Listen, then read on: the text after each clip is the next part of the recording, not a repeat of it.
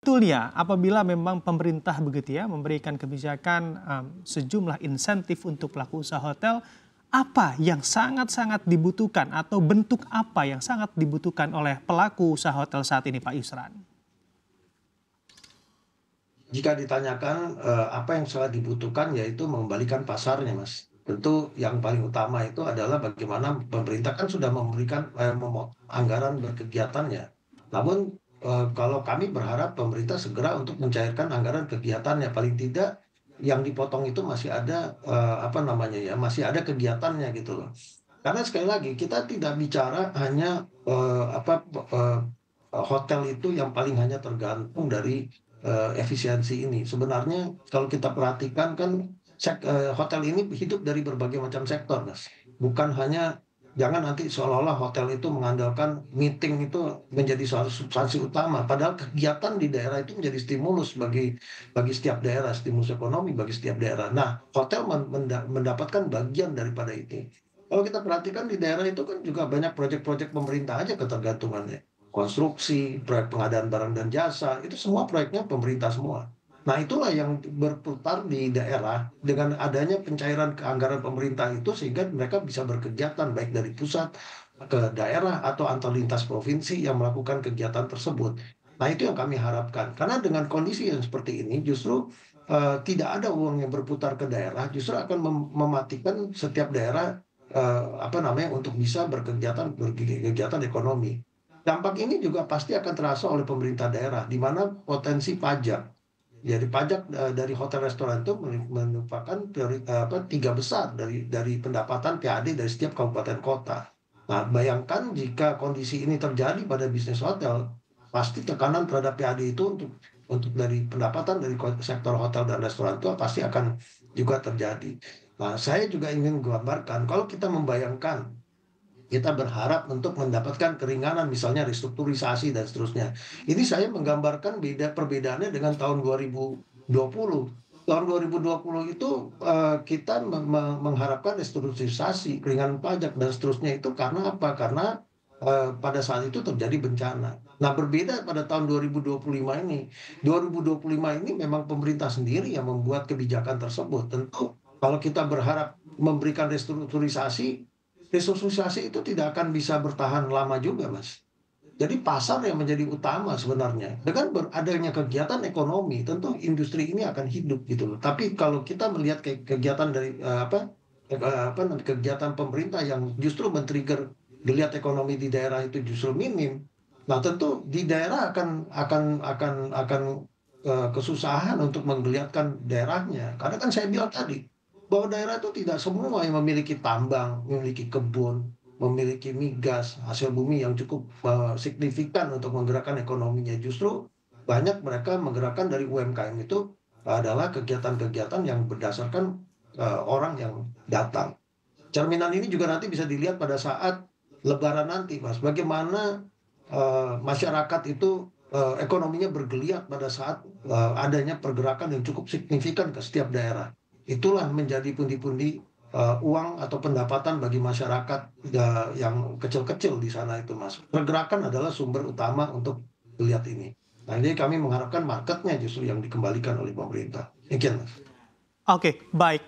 Apakah juga PHRI sudah melihat angka kerugian atau penurunan pendapatan dari pelaku usaha hotel dari penerapan kebijakan efisiensi anggaran yang telah diresmikan pada bulan Januari 2025 kemarin, Pak Yusran?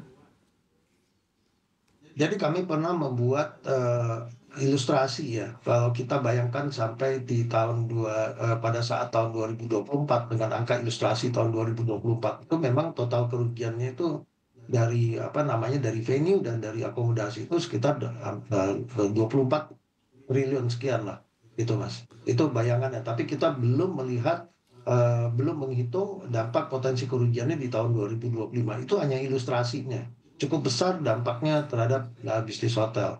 Gitu, Mas. Oke, kurun waktu dari Januari hingga bulan Maret ini sudah 24 triliun rupiah begitu Pak Yusran kerugian dari pelaku usaha hotel? Bukan, bukan. Bukan. Itu ilustrasi jika terjadi penurunan ini di 2024. Jadi apa namanya, spending pemerintah itu diakomodasi. Kalau kita berkaca dari year on year 2024 itu sekitar 24 triliun. Nah, kalau kita berkaca dari Januari sampai sekarang ini, kita tentu belum bisa melihat itu, Mas. Kita belum hitung. Nanti kita akan hitung kembali. Itu hanya ilustrasi di tahun 2024. Di tahun 2025 ini kita membuat satu survei bagaimana kondisi di setiap daerah dan apa yang akan mereka lakukan jika ini terus berlanjut kan gitu. Jadi belum menghitung angkanya di 2025 ini, gitu Mas. Oke, baik. Kita hitung mundur begitu ya, dari Januari 2025 kemarin saat penetapan efisiensi anggaran pemerintah, sudah berapa banyak PHK karyawan terjadi dan berapa banyak juga hotel yang sudah tutup, Pak Yusran?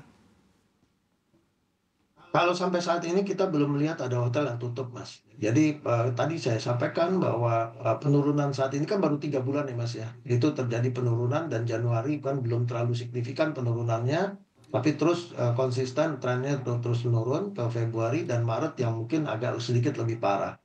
Nah, dengan kondisi 3 bulan ini kita berkaca di first quarter-nya bahwa kondisinya tidak membaik, kita juga melihat belum adanya reservasi atau kegiatan biasanya kan di first quarter itu memang di kuartal pertama itu kegiatan pemerintah itu memang minim karena belum ada pencairan anggaran. Namun di sisi lain walaupun belum ada pencairan anggaran, tapi pemerintah itu sudah mulai melakukan reservasi, Mas, untuk kegiatan mereka di dalam 1 tahun ke depan. Biasanya mereka sudah mulai melakukan itu. Nah, itu sudah menjadi titik terang bagi hotel bahwa sudah ada potensi pasarnya. Nah, kondisi saat ini justru kondisi reservasi itu belum ada sama sekali. Gitu. Bisa dikatakan hampir tidak ada lah gitu dengan kondisi efisiensi ini. Nah, itu yang menjadi satu gambarannya ke depan itu yang kita mendorong kita melakukan survei kondisinya seperti apa. Nah, kalau ditanyakan kembali, apakah sudah ada PHK? Belum. Apakah sudah ada yang tutup? Belum. Namun kita karena hotel itu adalah merupakan sektor usaha yang musiman, jadi dia ada high season, low season. Tentu dia juga mempekerjakan tenaga kerja yang sifatnya daily worker, yang berfungsi untuk memenuhi kebutuhan pada saat-saat terjadinya high season. Nah, kondisi saat ini adalah daily worker-nya yang udah tidak ya, bisa kita serap kembali. Nah, tinggal sekarang tenaga kerja tetap kita yang ada di dalam yang mungkin masih bekerja. Nah, namun kalau kondisi ini terus berlanjut, tentu yang terjadi adalah merumahkan karyawan yang di layer kedua tadi, yang karyawan tetap tadi, Mas. Gitu.